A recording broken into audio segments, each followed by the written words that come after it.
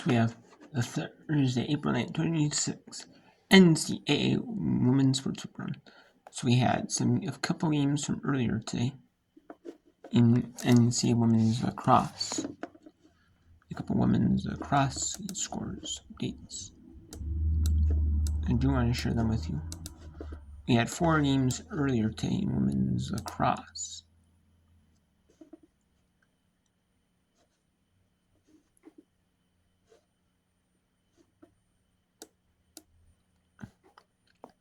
We had Delaware blow out Kennesaw State 16-3. Coastal Carolina 15-4 Queens University. And then we had Queens is part of the ASUN, Coastal Carolina is part of the American. Delaware is part of the Coastal Legislature, but they're part of the ASUN, Kennesaw Conference. Or Coastal could be part of the ASUN, I'm not for sure. And number 4 Northwestern defeated number 1 Maryland 11-10. Maryland and Northwestern defeated 2 teams when they were number 1. They defeated North Carolina when they were number 1 defeated, and then they defeated Maryland when they were number 1. And then number 25 Rutgers defeats number 5 Michigan 13-12. Now it's Oregon taking on Penn State. Penn State up 4-3 in the end of the first quarter. We have UC Riverside taking on Cal State Fullerton here in the bottom of the second inning. Scoreless game. And we have BYU up big over Houston in the first inning. Where they were, that was first going into the second inning. The big convincingly BYU is might run rule. Could almost end up run ruling for Houston. So they can do that. That would be insane. Let's go do this in the first quarter of Oregon Penn number 18 Pennsylvania State University. And that's really the key to being successful off the 8-meter and also that shot placement. Offside stick, that mid-range, that low range. You ask any goalie, that's one of the hardest shots to save. And we've seen Penn State score a couple goals off of that shot placement. Second free position goal of the game for the Nittany Lions in Wayman, Delray Beach, Florida. The team leading 35th of the year, had a hat trick last game against Ohio State.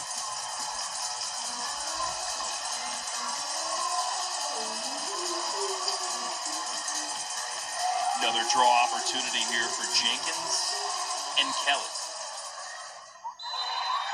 And that's going to be a foul on Oregon.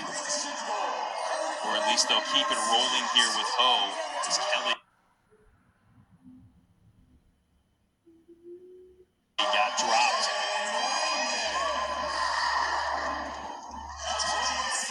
So a new rule this year is interesting. If you have the ball in your offensive end at the end of the first quarter or the third quarter, you start with the ball in the second or the fourth. So we're probably going to watch them do that here and get a fresh look start at the second quarter.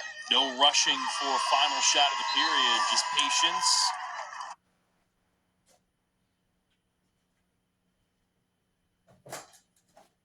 And possession for the Nittany Lions coming up in quarter number 2. Entertaining opening quarter. Glad to have you with us here. Oregon scored. Let's go to Houston. I'm tired of Brigham Young. Brigham Young always plays the Thursday, Friday, Saturday games in conference play, in baseball and softball, and they don't play Sunday games in any sport. That's because the Brigham Young is religious. It's a religious youth school. And they don't play games on Sundays at all. You know, some schools might be religious, and they don't play games on Sundays at all. Some, are might be a religious school, or have certain beliefs, but they don't follow hardcore, the no playing on Sundays rule. They're not ultra hardcore about it, They're not. BYU, though, is ultra hardcore. Doesn't matter if it's NCAA tournament, it's postseason, they do not play on Sundays at all. Any tournament. And they were in the NCAA tournament before. Softball tournament, they played on regionals Thursday, Friday, Saturday. And they played regionals. They played the WBIT on Monday, instead of Sunday. And then they end up playing a game on. They end up playing and that was for the second round. And they end up playing. So they're ultra strict about, like volleyball teams, in the Big 12, they can get their games more on like ESPN, like 2, and ESPN 2, ESPN or ESPNU, something like that. They could get some of their sports games on like TV, linear TV, for softball, for like not softball necessarily, but like women's volleyball, like women's soccer. Some of those sports, but they don't like women's volleyball, especially in Sundays. If they're like a ranked team, which they are, and they could maybe get some games on like ESPN 2, ESPN even, but no, they don't because college football is on there, and they're against playing on Sundays, like hardcore. They're part of the Mormon religion, like that Latter-day Saints. They're a super hardcore religious school.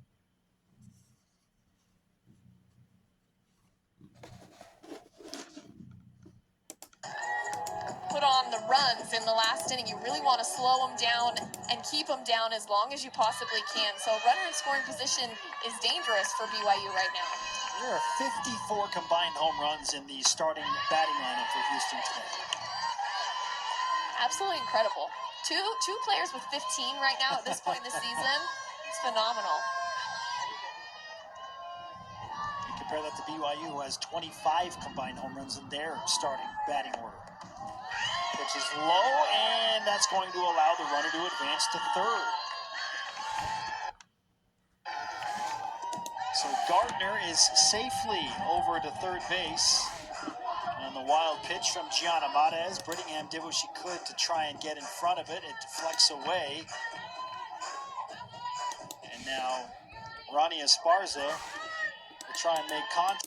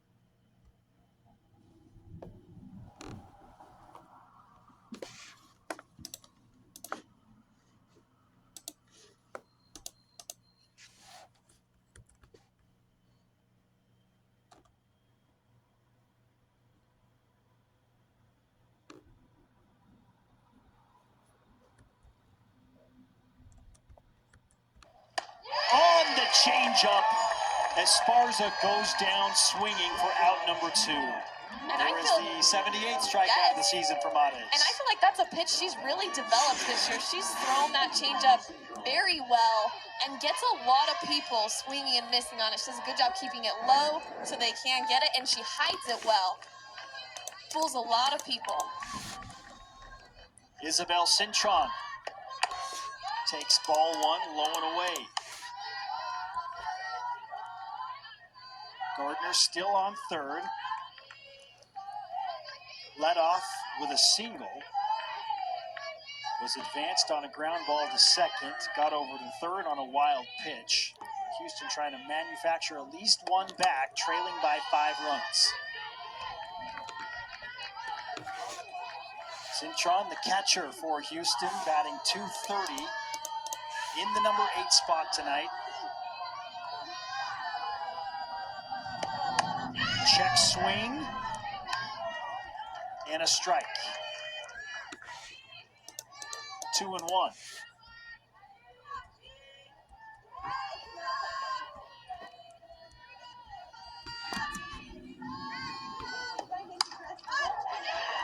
ball is hit weakly but fair. And a 2-out RBI single for Cintron gets Houston on the board. Sometimes it doesn't have to be the prettiest. Yeah. Just find an open spot, and with the infield a little bit in, especially Udall at first base, Cintron able to poke that into shallow, and I mean shallow right field. In the absolute perfect spot for no one to be able to grab that. And unfortunately for BYU, if they had not had that ball where Gardner was able to advance from second to third, I don't think a run scores on something like that. So Houston doing a good job of taking advantage on their side. Bethany Aguilar, junior, batting in the number 9 spot. Takes a rip at that pitch, fouls it back. It's 1-1.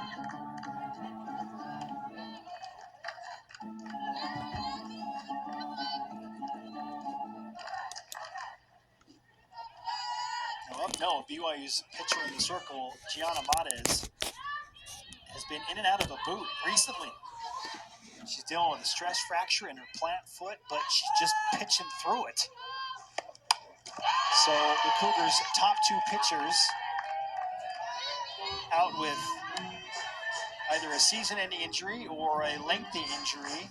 Some of those details have not been publicly disclosed, but the point is BYU's top 2 pitchers are not available and likely won't be available for much of this season. So it falls on players like Gianna Matez that is tough it out, has another pitch get away. So Houston in business again with another runner in scoring position as Cintron is down to second on the wild pitch.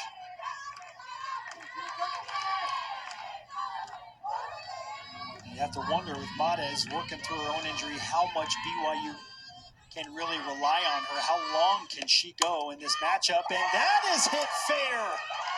Here comes run number 2 for Houston. Aguilar with a 2-out RBI. And there's a 2-out RBI double. And nope, I guess we can't go to any of the games that went on. BYU, we can't go to Big Ten or Oregon and Penn State. We can't go UC at Cal State or Oregon, Penn State. We can't go to Houston. We gotta go back to Houston, BYU. It didn't. And later, we also had some scores. We also had Trent Mercy's 12-7 over Green Bay in Horizon Game 1. They're playing Game 1 at series Thursday. They did. It could have been due to weather. Was it due to weather? Yes, because they're playing Game 1 on Thursday. And the games 2 and 3 on the 11th. So they're playing all 3. So they're playing. So it was moved up. Game 1 is moved up from Friday to Thursday due to weather. In weather situation.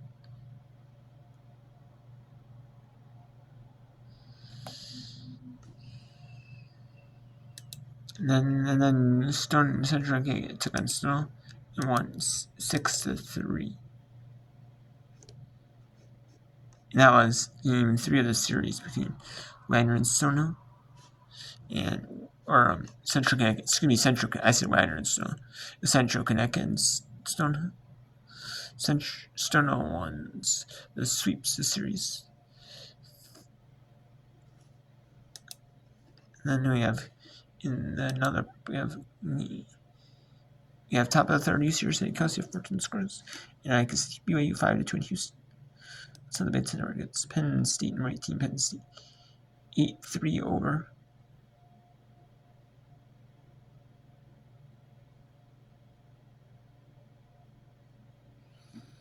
Oregon, and now we have a running, and if after 10 goals are scored or more, if you're up 10 goals at any point in the game, it's a constant run clock, whether there's a goal scored, if there's another Penn State goal scored, and the clock will run after 10th goal scored, so like time when they're checking stick checks.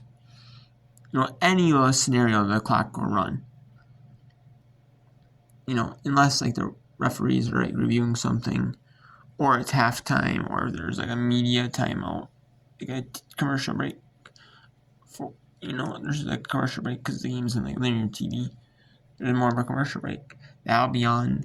You'll see that. You'll see the game. So you'll see more of that. So that's kind of why you know what I mean. That's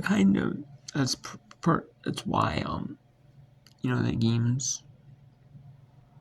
That's some of these games like are 15 for. But I mean, your men's lacrosse does not have that. It's only women's lacrosse. It does their own clocks. I kind of like it, because the games are like blowouts. It's kind of like, like it's kind of like, And anything like the game would normally stop for like a stick, like a penalty. That's, like a goal scored. Unless it's Oregon goal scored, 10 or 10 goals, 9 goals, or then it stops. But anything, like anything unless it's like media timeout or halftime or something like that. That's not fair, But any normal action, during the game, that'd be normal clock, not normal clock running, is a goal, is a running clock. Anything that would be normally stopped is clock running, unless it's under 10 goals for either team. 9 goals or under for either team. And Penn State just pulling it on Oregon. Now we'll go that one in a little bit, but I want to show you. See if Fullerton, the University of California at Riverside, can they limit California State Fullerton to no runs through 3? They're playing a doubleheader.